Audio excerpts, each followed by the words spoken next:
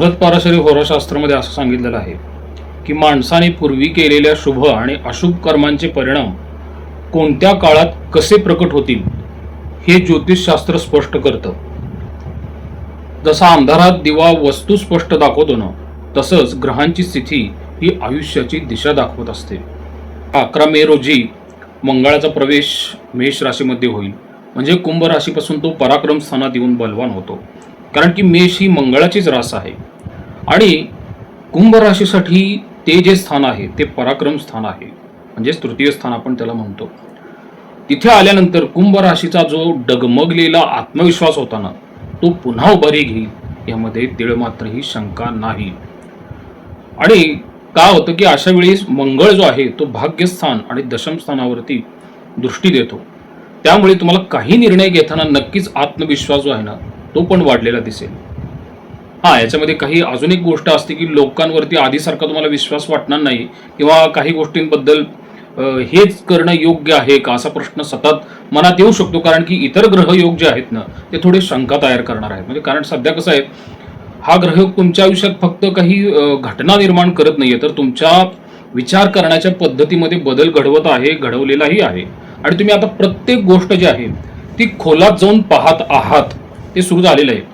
हे कोण खरं आहे, कोण फक्त उपयोगासाठी जवळ आहे, कोणत्या गोष्टी टिकणार आहेत आणि कोणत्या टिकणार नाहीत, हे तुमचं मन आधीपेक्षा जास्त जरा आता निरीक्षण पण करू लागलेलं आहे.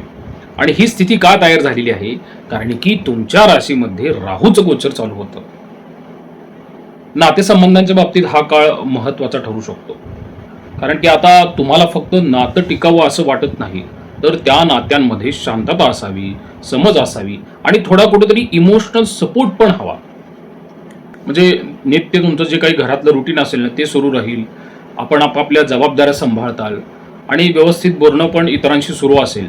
पण मध्येच काही प्रसंग, वातावरण अचानक थोडं जड करू शकतं. कसं, हे उदाहरणार्थ घरातील खर्च, पैशांचा वापर, एखाद्याची सदस्याची जबाबदारी किंवा एखादा निर्णय यावरून मतभेद होऊ शकतात. हे मुद्दा लहान असेल ना, पण प्रत्येकाचं मत वेगळं असल्यामुळे वातावरण काही दिवस ताणलेलं असू शकतं.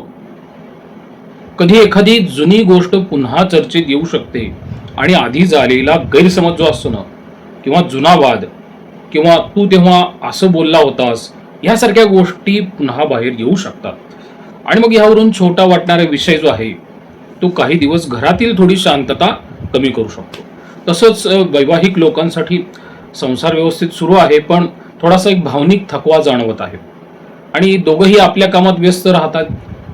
बोलणं प्रॅक्टिकल गोष्टींपर्यंतच मर्यादित होऊ शकतो. म्हणजे खर्च, घर, जबाबदाऱ्या या गोष्टींवरती चर्चा होते, पण मनापासून संवाद जो आहे ना तो थोडा कमी होताना दिसत आहे. कधी एक जण बोलायची वाट पाहिल आणि दुसरा शांत राहील, किंवा दोघांनाही आतून असं वाटेल की समोरच्याने थोडं समजून घ्यायला हवं, पण ते स्पष्टपणे बोललं जाणार नाही. फोन उशिरा घेणं किंवा वेळ न देणं किंवा बोलण्याचा टोन बदलणं ना, यासारख्या छोट्या गोष्टी काही दिवस तुम्हाला एक भावनिक अंतर वाढवू शकतात. कारण की अजून राहूचं गोचर आहे, इतर ग्रह तुमच्या फेवरमध्ये चालले असतील तरी. पण एक सकारात्मक गोष्ट अशी आहे की हे पूर्ण काही तुटणं नाहीये. जर थोडासा अहंकार कमी ठेवला आणि संवाद वाढवला ना, तर नातं पुन्हा उजाळा घेत असतं. तसंच काही जे लोक अविवाहित आहेत ना, तर त्यांना पण नवीन ओळखीचे योग दिसतात. पण एखादी व्यक्ती मित्रांमार्फत, कामाच्या ठिकाणी किंवा सोशल मीडियावरून आयुष्यात येऊ शकते आणि सुरुवातीला संवाद चांगला वाटेल, पण तुमचा विश्वास लगेच बसणार नाहीये आणि तुम्ही त्या गोष्टीच्या नादीही लागू नका. कारण की राहूचं गोचर राशीत असल्यानंतर व्यक्तीची सगळ्या बाबतीत फसवणूक होऊ शकते. त्यामुळे अशा बाबतीत तुम्ही लांब राहिलेलं योग्य. जे लोक नोकरी करतात ना, त्यांच्या बाबतीमध्ये सध्या कसं आहे, तणाव आणि बदल दोन्ही दिसत आहेत. म्हणजे कामाचा ताण वाढणं किंवा अचानक जास्त जबाबदारी येणं आणि कामाच्या वातावरणात बदल जाणवणं, अशा घटना घडू शकतात.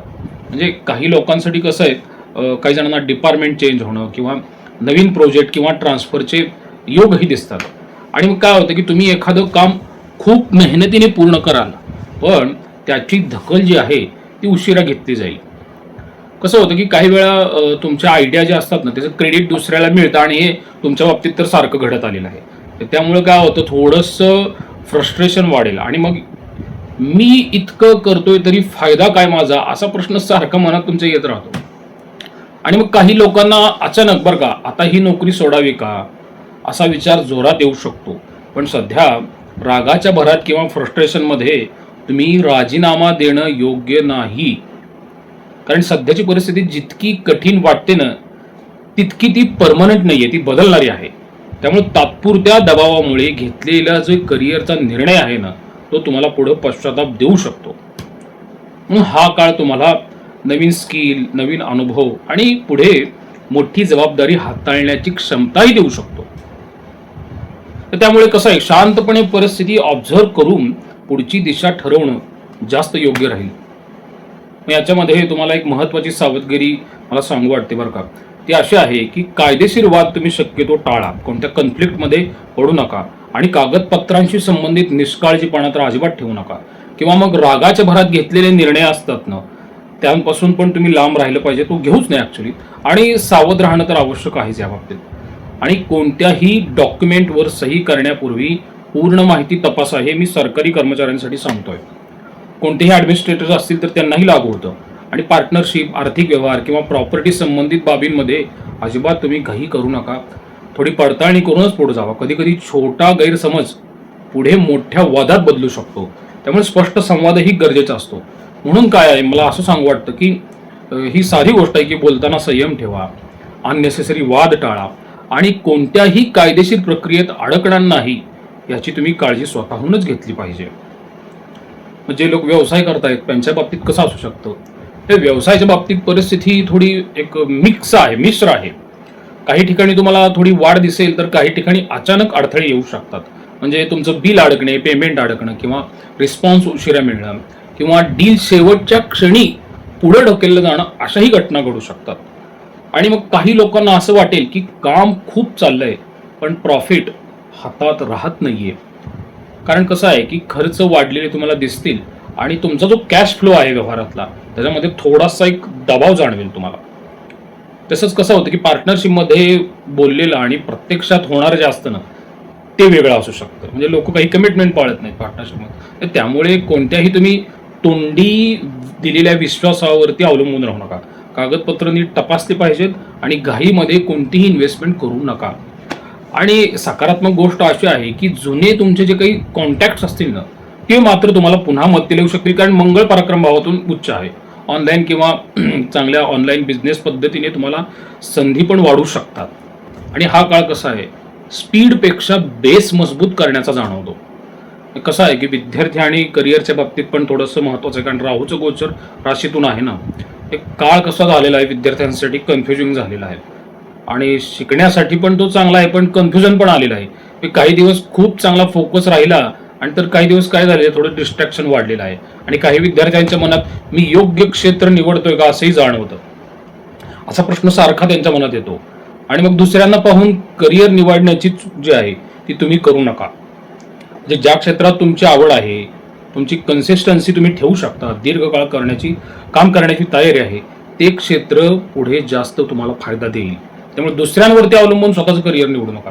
हा काळ नवीन स्किल शिकण्यासाठी चांगला आहे. म्हणजे जसं टेक्निकल कम्युनिकेशन आणि डिजिटल स्किल्स ते पुढे उपयोगीही पडू शकतात. आरोग्याच्या बाबतीत जर विचार केला तर मी एवढंच सांगू शकतो की वेळोवेळी वैद्यकीय चिकित्सा तुम्ही करून घेणं गरजेचं आहे. ज्यांना काही आधीच डिसिजेस डिटेक्ट झालेले आहेत. आणि कसं आहे, थोडंसं शरीरात आळसही जाणवू शकतो आणि उत्साह कमी झालेला असू शकतो. विशेषतः राहू जेव्हा राशीतून गोचर करतो ना त्यावेळेस मूड स्विंग होण्याचे प्रकार स्त्रियांमध्ये जास्त दिसून येऊ शकतात आणि पुरुषांमध्ये पण येतात. पण एक माझं एक जनरल ऑब्झर्वेशन आहे, मी असं याला ठामपणे म्हणत नाही पण हे निरीक्षण केलेलं आहे. म्हणून सध्या तुमच्या आयुष्यात जे काही चाललेलं आहे ना ते तुम्हाला काही थांबवण्यासाठी तर अजिबात नाही आहेत. हां, नक्की तुम्हाला ह्या काळात मॅच्युरिटी चांगली आलेली आहे. तुम्ही लोक चांगले ओळखायला शिकलेले आहात आणि कोणत्या गोष्टी खरंच महत्त्वाच्या आहेत हे तुम्हाला ह्याच काळाने दाखवलेलं आहे.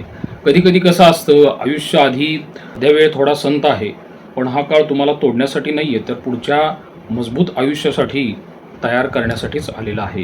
ह्याच्यामध्ये जर तुम्हाला काही उपासना करायची असेल ना तर मी नेहमी सांगतो कुंभ राशीच्या व्यक्तींनी मन शांत ठेवणारी आणि स्थिरता देणारी उपासना करणं जास्त असतं. आता याच्यामध्ये तुम्हाला ज्या देवाची आवड आहे त्याचं तुम्ही नामस्मरण निश्चितच करत जा.